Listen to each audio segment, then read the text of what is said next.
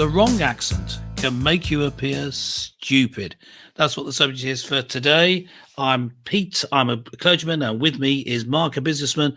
And we, in our podcast today, are going to talk about that. So, what have you got for us, Mark? Well, I believe, old chap, that it's all about one's accent. And the point here is, as I notice, that research actually determines that if you have the wrong accent, you could be deemed to be seen as less intelligent. What a surprise. Okay, let's bring up this article. So this is taken from the BBC, isn't it? It is. The BBC news site. You were big fans here on Mark and Pete. Essex and London accents deemed less intelligent, researchers find. Yes. There is a picture of someone who appears less intelligent than others, even though she looks the peak of intellectual aptitude. Well, I think it's less about the appearance, but as opposed to it's not to do with the appearance; it's the accent. Now here we have, as I say, she looks very intelligent, but she doesn't sound it. Apparently, the UK. I'll just read this out at the start, shall I? And then we'll comment. So, the UK is a rich tapestry of dialects and accents, which in turn reflect the ebbs and flows of local history. But why are people with some accents perceived to be less intelligent, friendly, or trustworthy than others? Among the 100 or so recorded voices was one young woman from South Essex, and most of those who listened to the clip felt she was less intelligent than the other voices heard. Yet the woman they heard was Dr. Amanda Cole, that's the picture we just saw, a postdoctoral research fellow at the University of Essex's Department of Language and Linguistics. Originally from Loughton in South Essex, Dr. Cole was the person behind the entire research project. Does that mean that she's not very bright? Well, I don't know. It seems like it's a pretty good study, doesn't it? Dr. Cole studies surveys the attitudes amongst 18 to 32-year-olds across the southeast of England. So yeah, it does. It seems to be, it's not a huge comprehensive study, but it's a snapshot of people's attitudes in that young age range. So what have we got here? Is this an example of bigotry infecting the people in the 18 to 32 age range? Well, I actually feel that, ironically, for those who, of course, come from Essex, this wouldn't seem like a problem.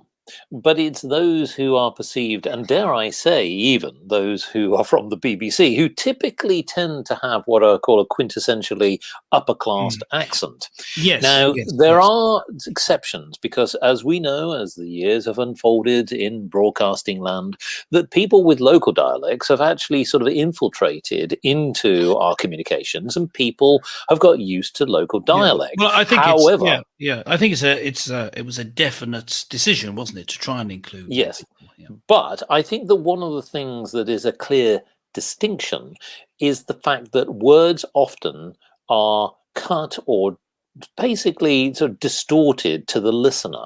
So, for example, if we imagine, say, for example, our American friends listening to certain people with local accents, say in Yorkshire, where words are slightly broader and harder sounding in some cases, but softer in certain parts of vowels, this can actually cause the overall meaning to change. So therefore, is it actually that it's not so much about being not able to fully tune in, it's perhaps in some cases that some words are completely distorted. Well, I think therefore you might think that actually the person who's communicating isn't particularly intelligent. And is that the reason for this study? Well, my opinion is that that's part of it. Maybe sometimes you can't quite understand them, and if you're not from that region, you find it difficult.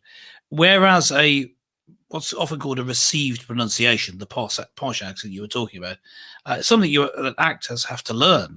I did a little bit of acting training when I was younger, and when I was but a wee lad, and I had to try and learn received pronunciation, and I couldn't make the vowel sounds short enough for things. For example, in the particular bit of Shakespeare I was doing, there's the word bull, as in a male cow.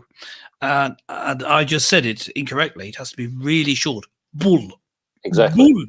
Bull. I can't do it. Now bull. Yeah, that's more like that. Yeah, the South Essex accent, or the Essex accent generally, tends to lengthen the sounds. So I guess you would say, I coming from the Midlands would say, I'm going to walk down the path and go to the road. They say, I'm going to walk down the path and get to the road. It'd be that sort of accent, I believe. We do apologise for anyone That's possibly who comes from that most region. accurate Essex you'll ever hear. Yeah, it's an accent that is associated with a certain attitude. Do you think, Mark, then it's because that sort of accent tends to be associated with people's mind, maybe of low intellect, but people who may be dishonest because of the portrayal of people on television and films of people with that sort of accent, Essex or East London, similar to people who don't come from there, are being gangsters and ne'er-do-wells. So it may be that comes into it as well. Well, there is an element of that in the sense that people are stereotyped. And I do think that it's unfortunate because essentially, as we have already highlighted, there are individuals who have a doctorate, they're highly academic, very capable people, but are often perceived perhaps not to be able to communicate, or perhaps don't seem to be as erudite and sophisticated. Now, I think that this is where it comes back to the class system, and what's happened in certainly United Kingdom land is over the years we've often stereotyped that people in the north are sort of wearing cloth caps, tip their hat to the local gentry. Not with it. Very old-fashioned, and people in the south of England tend to speak with a slightly more upper-class accent. That doesn't always happen now because obviously things have changed, and of course even in recent times with people moving about the country, having to work for remote regions, the fact that somebody who may come from London may not have a broad accent, they may have a slightly more neutralized accent. I think really what this really comes down to is surely, Clergyman Pete, as we would like to uphold standards, yes, this is surely something that we like to do in business, which is all about parlance perfection. Yes, in a manner of speaking. And this is my view on the whole matter. An Englishman's dialect should not reflect how we judge their intellect, unless you detect a bad inflect that is suspect and just not correct. So interject and object that their mispronunciation has bad effect, and the Queen's English we must protect, so please have more self-respect. That's what... Yes, I'm sure that will be... Yeah, for the listeners who don't realise that the poem each week is written by Mark, so that's his take on the subject. Yeah, yes, it does seem that we're stuck with these opinions that we have of people with different accents. I mean, the question is, can you override that? Can you recognise that? I suppose soft bigotry within yourself. Well, I think it comes back to another problem. I mean, some people would say that my accent is a little bit upper class. Yes, not completely. There are others that perhaps maybe might be perceived royalty, for example. That when one talks about my husband or wife and I, and they sort of speak in that sort of received pronunciation, can actually backfire because people can't relate to it, and in some cases seem aloof when they're not really being aloof. They're just having for example, as a politician, you may want to affect a sort of working class accent or a common Midlands accent like my own to seem more approachable. But the point is that accents do have an effect. They certainly do. There's nothing really you can do about it. I mean, I originally come from Birmingham, and if I go into the full accent, this is often regarded as stupid. I mentioned earlier I did some training in acting. Obviously, you can see how good I was by the fact that I don't do anything in that, and I haven't had a career in it. But the Birmingham accent, the person was impressed when I did it in the exam, and it ended up with me saying in this particular quote that I did to establish the accent that I was very, very depressed. And he goes like this: "Well, I'm very, very depressed. it's sort of a really down accent, and people can perceive you, if you retain that accent, as being slightly, well, depressed, but also stupid, and so it can be a problem. Obviously, I'm not depressed.